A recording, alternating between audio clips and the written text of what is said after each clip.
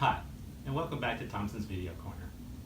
You know, back in early July, we were really excited when OMB released the long-awaited 2019 compliance supplement, particularly to see what it said about the requirement for auditors to test up to 6 compliance requirements for each of the federal programs included in the supplement, rather than up to 12 as they had in past years. Let's just say the excitement we felt then is now pretty much extinguished. Why?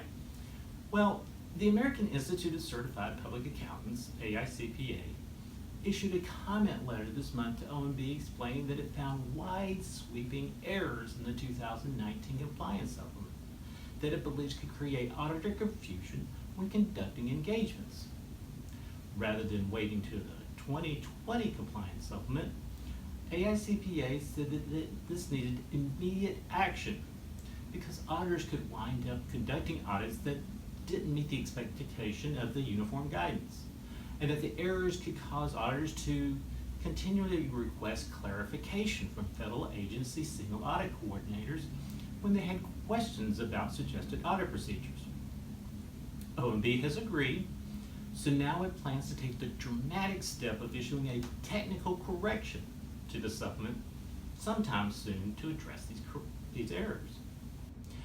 As a point of clarification, when OMB does release the technical correction, auditors who have already completed audit work under the 2019 supplement will not be required to go back and reconduct their engagements based on the technical revisions. However, those auditors that have not completed their audit work under the supplement should evaluate the programs that are affected to assess how they should readjust their audit work. So what were some of these errors? Well, there are inconsistencies between the matrix in Part 2 and the corresponding chart in Part 4 for some of the programs. While the Part 2 matrix listed a Y for a compliance requirement for some programs, meaning that it was required for testing, the compliance chart in Part 4 for that program sometimes had an N for that same compliance requirement, meaning that it wasn't required for testing. This could create inconsistencies for an auditor that followed Part 2 and another auditor that followed Part 4. Also, other programs were incorrectly identified as new or deleted within the supplement. Among the other errors AICPA noted, the Department of Energy in the table of contents was misidentified as the Department of Engineering. Certain programs in Part 4 did not include the details that auditors needed to conduct testing with specific compliance requirements.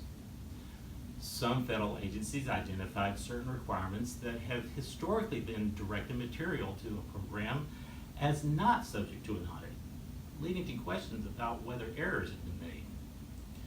The new illustrative controls in the Part 6 internal controls section contained errors that may have occurred when the original Excel file was converted to a Word file.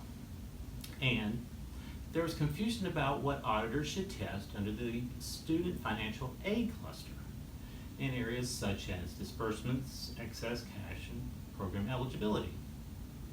Even more frustrating, AICPA also said that many of the errors could have been corrected prior to issuing the supplement. You see, OMB each year makes a draft version of the supplement available to key stakeholders for comment prior to releasing the final version. However, AICPA noted that many of the comments in the draft version of the 2019 supplement simply were not addressed. AICPA in its letter even went as far as saying there appears to be a breakdown in the process OMB used to verify whether federal agencies had made appropriate corrections in response to comments received.